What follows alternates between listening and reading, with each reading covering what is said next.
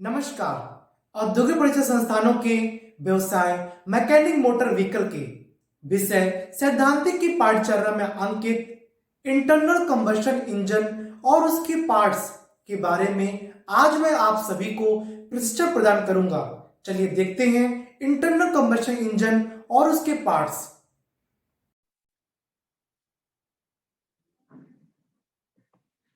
चलिए अब हम देखते हैं इंटरनल कंबशन इंजन के बारे में जानकारी लेते हैं। तो सबसे पहले हमको इंटरनल कंबशन इंजन के बारे में समझना होगा और ये भी जानना होगा कि इंजन क्या होते हैं, इंजन की किस प्रकार के होते हैं, कितने टाइप के होते हैं। थोड़ा लिटिल बिट नॉलेज के बारे में होने बहुत जरूरी है।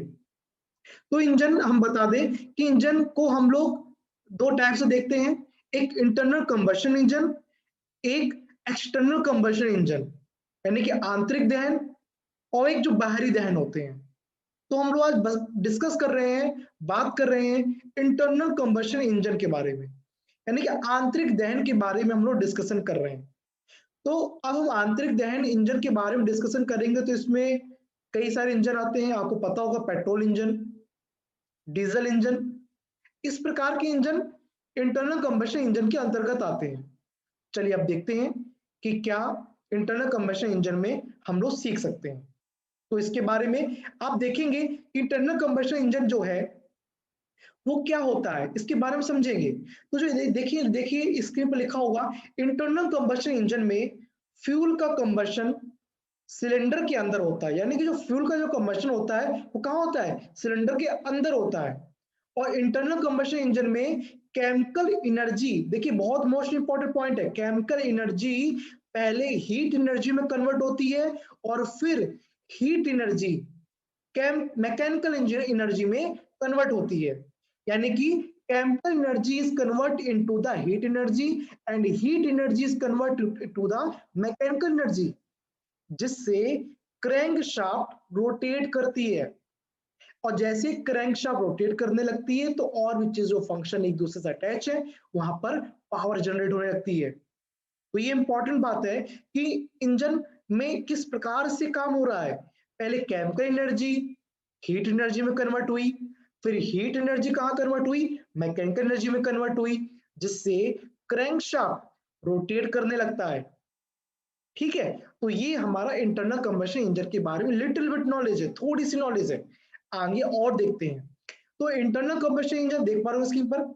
इंटरनल कंबशन इंजन में फ्यूल के रूप में पेट्रोल, डीजल, अल्कोहल व गैस यूज करते हैं। क्या क्या यूज करते हैं, पेट्रोल, डीजल, अल्कोहल और गैस यूज करते हैं। तो ये बहुत ही इंपॉर्टेंट चीज है, क्या क्या यूज करते हैं हम लोग, ये हमें जानना बहुत जरूरी है। पेट्रोल, डीजल, अल्कोहल के रूप में और गैस के रूप में यूज करते हैं। चलिए और आगे देखते हैं, इसके बारे में जानकारी लेते हैं हम लोग। देख पा रहे हैं स्क्रीन पर, इंटरनल कंबशन इंजन बहुत कॉम्पैक्ट होते हैं, बहुत ही कॉम्पैक्ट होते हैं। और इंटरनल कंबशन इंजन से हाई टॉर्क और हाई स्पीड पाने के लिए किया जाता है। इंटरनल कंबशन इंजन से हाई टॉर्क और हाई स्पीड पाने के लिए इसको यूज किया जाता है और इसकी इफिशियंसी भी अच्छी होती है। इफिशियंसी भी क्या होती है, अच्छी होती है। तो सेकंड पॉइंट क्या है, इंटरनल कंबशन इंजन से हाई टॉर्क और हाई स्पीड पाने के लिए इसका यूज किया जाता है और इसकी इफिशियंसी कैसी होती है, अच्छी होती है। और सबसे पहले इंटरनल कंबशन इंजन को 1859 में इटैन लीनियर ने बनाया था, पर modern internal combustion engine Nicolaus Otto ने बनाया, जो कि 1876 से बनके तैयार हुआ था।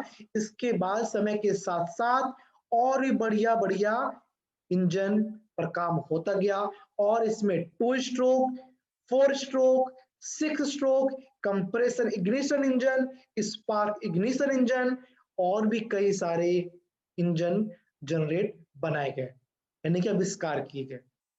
इसी प्रकार से कई सारे इंजन आते हैं। तो आप देख पा रहे हो मैंने कई सारे नाम लिए, 2 stroke, 4 stroke, 6 stroke, compression ignition engine, spark ignition engine और भी कई प्रकार के इंजन का प्रयोग होने लगा। समय के साथ साथ जैसे जैसे समय बढ़ता गया, इंजनों पर काम होता गया और अच्छे से अच्छे कॉम्पैक्ट इंजन हमारे हमको इंटरनल कंबशन इंजन में प्राप्त होते गए। जैसे कि मैंने एक नाम लिया ऑटो, निकोलस ऑटो। इन्होंने पेट्रोल इंजन की खोज करी थी। Petrol engine, petrol cycle. तो इस ऑटो साइकिल, जिसको पेट्रोल इंजन को ऑटो साइकिल से ट्रीट करते हैं, जैसे कि आपने देखा होगा। और आगे बात करते हैं हम लोग इंटरनल कंबशन इंजन और किस प्रकार से उसके पार्ट्स वर्क करते हैं। इसके बारे में तो जानना बहुत जरूरी है हमको। पार्ट्स के बारे में जानना बहुत ज्यादा जरूरी है हमको। तो इंटरनल कंबशन इंजन को सिंपल तरीके से एक्सप्लेन करने के लिए, इसके पार्ट्स को ध्यान में रखते हुए, एक पार्ट्स की वर्किंग के लिए निम्न अलग अलग हेडिंग दी गई है, जैसे कि मैं अभी आप लोगों को बताऊंगा, जिससे आपको इंटरनल कंबशन इंजन के को समझने में आसानी होगी। और सबसे पहले इंटरनल कंबशन इंजन को पार्ट्स की लिस्ट है, उसको ध्यान से देखेंगे और आगे हम लोग पढ़ते जाएंगे। तो जैसा कि मैंने बताया कि हम लोग अलग अलग तरीके से धीरे धीरे तरीके से आगे बढ़ेंगे और उसके पार्ट्स को समझने का प्रयास करेंगे। चलिए देखते हैं उसके नए पार्ट्स और उनकी वर्किंग। जैसा देख पा रहे हैं, बहुत ही ज्यादा इंपॉर्टेंट ये डायग्राम है। इस डायग्राम को समझने के लिए हमें इसको बहुत बारीकी से देखना होगा। इसके हर एक वो पार्ट्स को देखना होगा, इसके हर एक पार्ट्स को पढ़ना होगा कि ये पार्ट्स क्या रोल अदा करता है। जैसा कि आप स्क्रीन पर देख पा रहे होंगे, this is a spark plug and this is a camshaft and this is a cam. It is a intake stroke, यहीं से इनटेक आता है। आपका इनटेक से गैस, एयर यहीं से आती है। Just opposite side exhaust. ये कैम है तो ये स्प्रिंग्स है, वॉल स्प्रिंग्स है। ये कैम शाफ्ट है तो ये स्पार्क प्लग है। ये इनटेक वॉल्व है तो ये आउटलेट वॉल्व है, यानी कि एग्जॉस्ट वॉल्व है। ये कंबसन चैम्बर है तो ये सिलेंडर है। देख पा रहे हो स्क्रीन पर मैंने लेजर लगा रखा हुआ है। ये पिस्टन रिंग्स है। क्या है? Piston rings. ये रिस्ट पिन है। देख पा रहे होंगे। एक डायग्राम यदि आप कायदे से देख लेते हैं, समझ लेते हैं, तो मैं उम्मीद करता हूं कि आपको काफी कुछ नॉलेज इस वीडियो के माध्यम से प्राप्त हो जाएगा। और मैं उम्मीद भी ये करता हूं, ये मैं आशा भी करता हूं कि आप चीजों को समझ रहे होंगे। और पिस्टन देख पा रहे हो, पिस्टन, ये पिस्टन है। रिस्ट पिन, ये आप देख पा रहे हो स्क्रीन पर, रिस्ट पिन है। ये कनेक्टिंग रॉड है। ये कनेक्टिंग रॉड है। डायग्राम देखिए कितना साफ साफ लिखा हुआ है। This is a connecting rod and this is a crank pin. This is a crank case, ये क्रैंक केस है। ये क्रैंक शाफ्ट है। ये क्रैंक शाफ्ट है। फ्रंट से लेके डायग्राम बनाया गया है, ये क्रैंक शाफ्ट है और ये क्रैंक है। ये क्रैंक है। ओके। तो ये कितने सारे चीजें हमने आपको बताई कि डायग्राम में देखिए, डायग्राम आप दिखाया गया किस प्रकार से, ऐसे ही डायग्राम होता है। ये 4 सिलेंडर इंजन है, लाइन से लगे हुए हैं। ये वॉल्व है, स्प्रिंग्स हैं, कैम है। कैम, ये कैम लगी हुई है। ये क्रैंक शाफ्ट, ये देखिए, ये क्रैंक शाफ्ट। ये क्रैंक शाफ्ट है, ये फ्लाई व्हील है। देख पा रहे हो स्क्रीन पर, क्रैंक शाफ्ट है, फ्लाई व्हील है। ये चैन लगी हुई है रोटेट करने के लिए। चलिए आगे बात करते हैं, पार्ट्स के बारे में देखेंगे। Cylinder block, connecting rod, crank shaft, spark plug हो गया, पिस्टन हो गया। इन पार्ट्स के बारे में हम लोग धीरे धीरे समझेंगे, जानेंगे क्या मटेरियल यूज होता है, जानेंगे कहाँ कहाँ लगे होते हैं, जानेंगे इसका उपयोग क्या है। चलिए बात करते हैं सिलेंडर ब्लॉक की। सिलेंडर ब्लॉक का डायग्राम देख पा रहे होंगे, इस प्रकार का हो। देख लीजिए, ये है सिलेंडर ब्लॉक। इस प्रकार से इसका डायग्राम होता है। जिसके बारे में समझना है तो बारीकी से मैंने लिख रखा हुआ है, देखिएगा स्क्रीन पर।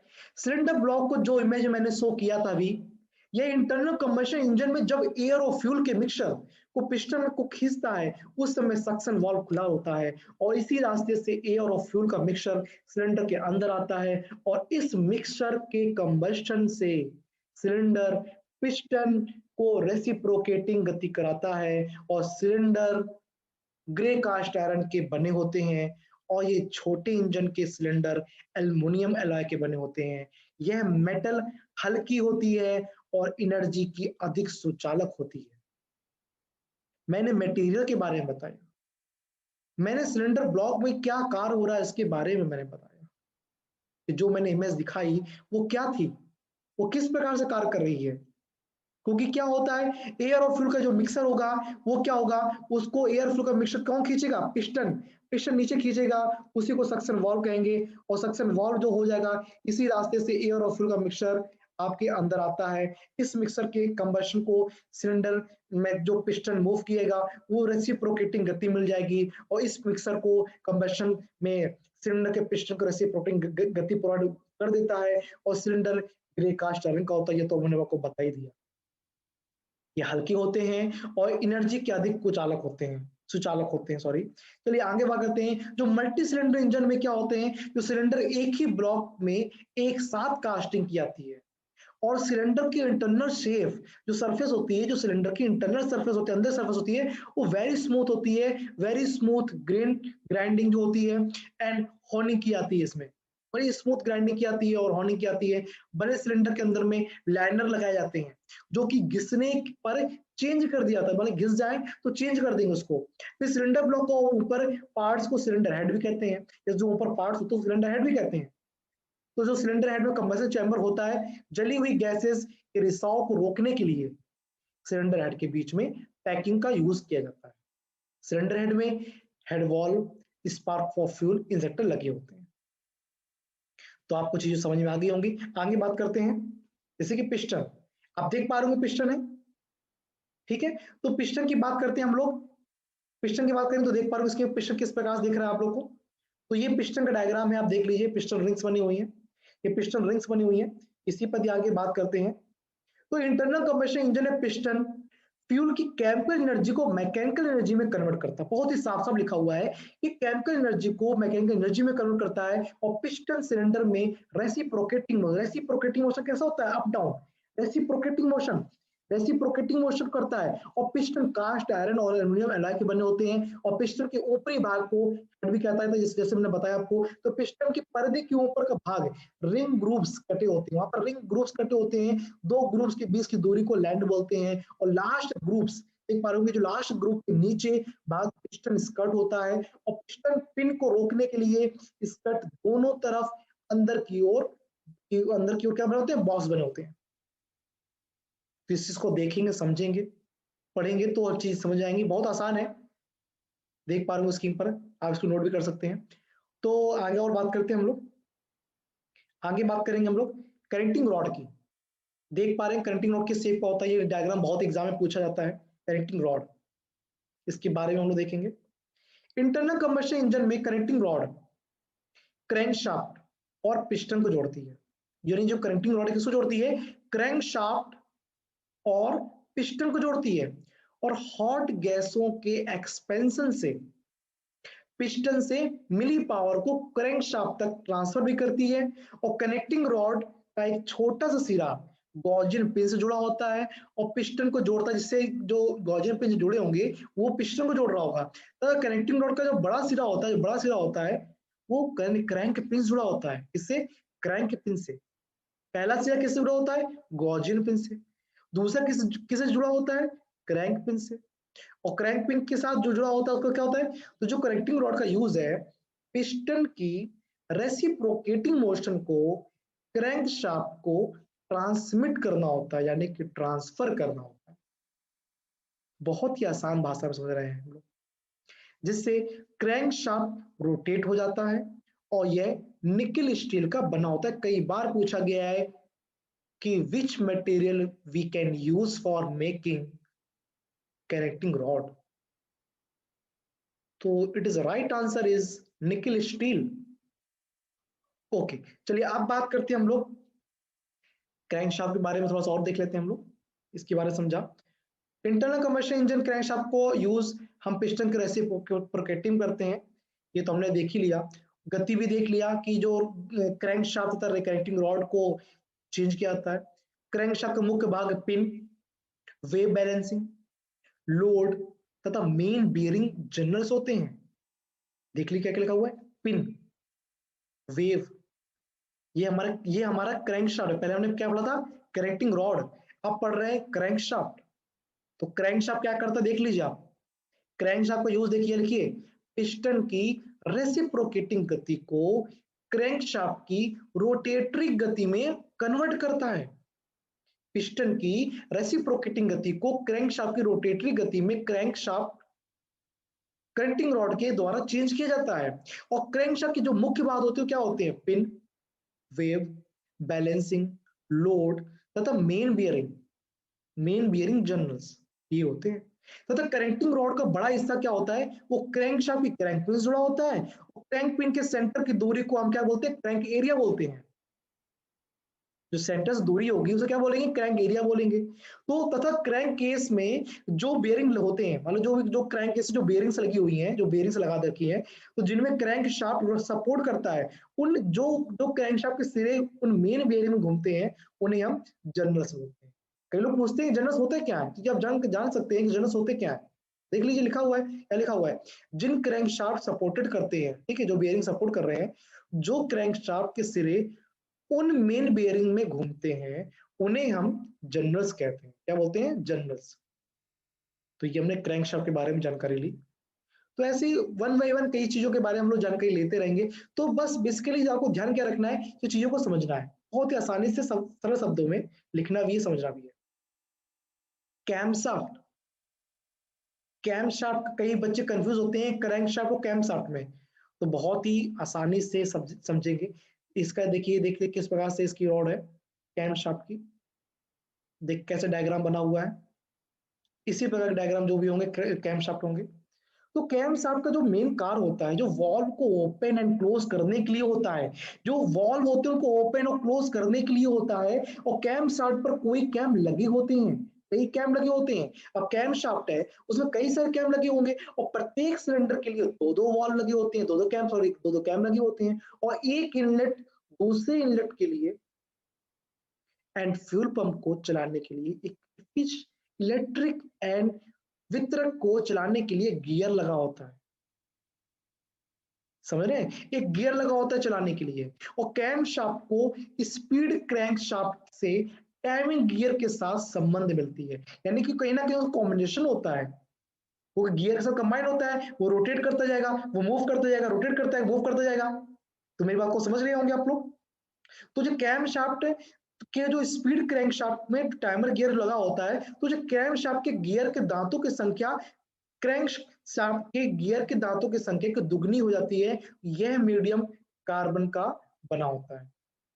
मीडियम कार्बन स्टील आप जानते होंगे, मीडियम कार्बन स्टील तो जानते ही होंगे आप लोग। इसी का बना होता है, कौन क्या बना होता है? Camshaft. तो उम्मीद करता हूं कि आपको कैम शाफ्ट के बारे में जानकारी मिल गई होगी, यानी कि वॉल्व को ओपन और क्लोज करने का काम आता है, वॉल्व को ओपन और क्लोज करने का काम आता है, ठीक है। इनलेट वाल्व और outlet valve and feed pump को चलाने के लिए एक इलेक्ट्रिक वितरक, एक गियर लगा होता है, ठीक है। चलिए आगे देखते हैं। स्पार्क प्लग, जो कि बहुत ही ज्यादा इंपॉर्टेंट है।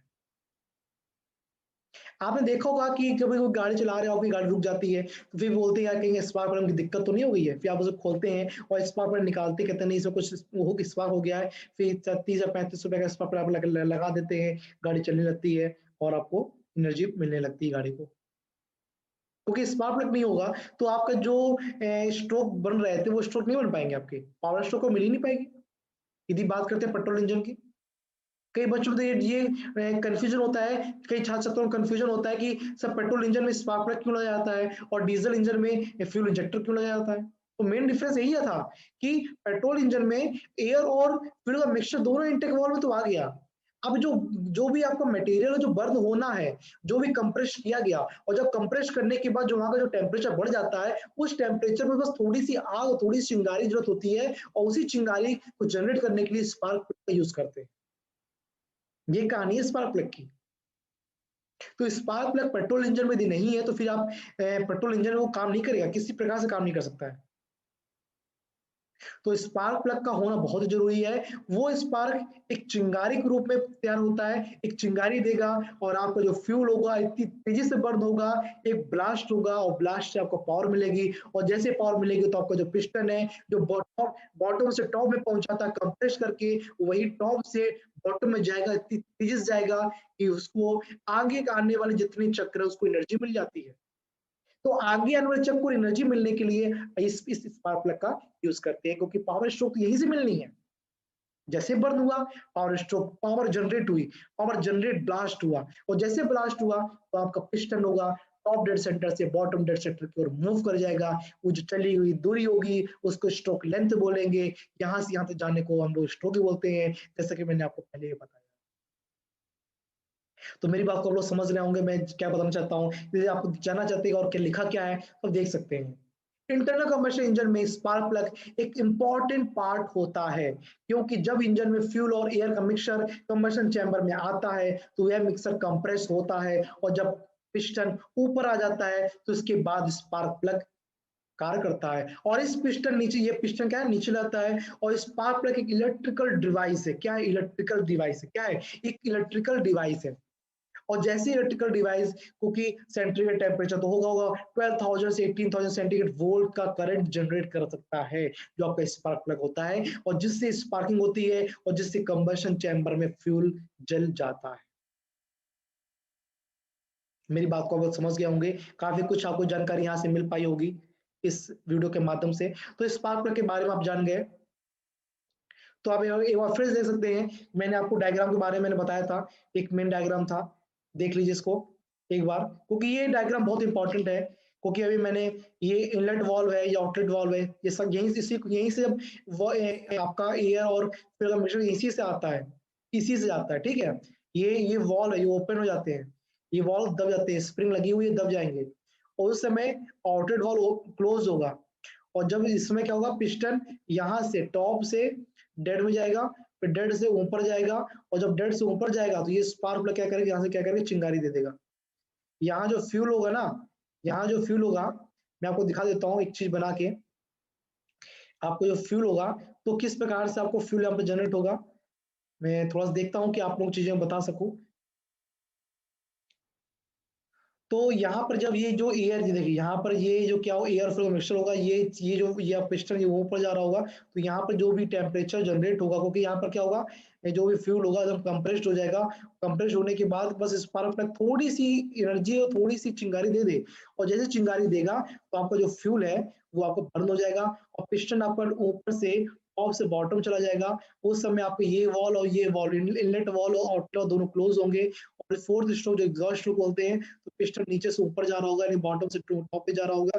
उस समय ओपन वाल्व रहेगा, और ये जो एग्जॉस्ट वाल्व ओपन हो जाएगा। यहाँ से बर्न गैसेस कौन कौन सी, NOx, nitrogen oxide, hydrogen carbon, monocarbon, ये सब गैसेस यहाँ से निकल जाएंगी।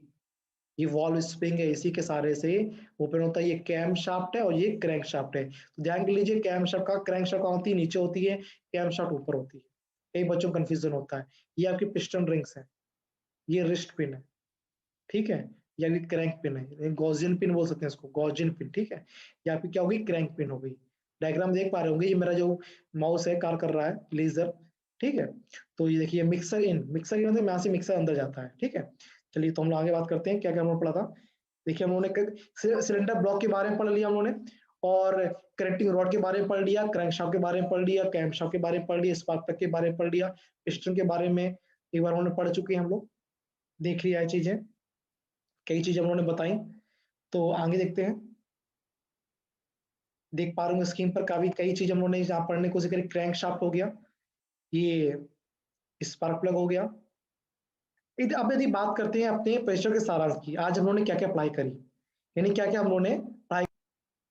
तो आज का जो प्रेशर का सारांश है, जैसा कि हमने देखा कि इंटरनल कंबशन इंजन के बारे में उन्होंने पढ़ा कि ये क्या होते हैं, इनको वो आंतरिक दहन बोलते हैं। यदि मैं शॉर्ट में थोड़ा से समरी देना चाहूँ तो मैं आपको एक बार फिर समरी दे दूंगा कि जो इंटरनल कंबशन इंजन है उस पर हमको क्या बोलेंगे, उसको हम लोग क्या बोलेंगे, आंतरिक दहन इंजन बोलेंगे। तो जो आंतरिक दहन इंजन है उस पर हम लोग उसके जो ये पार्ट्स हैं उनके बारे में उन्होंने डिस्कशन किया है। तो उसमें जो पार्ट्स है, cylinder block, connecting rod, crankshaft, camshaft, spark plug, piston और पिस्टन रिंग्स, इनके बारे में हम लोगों ने पढ़ाई करी।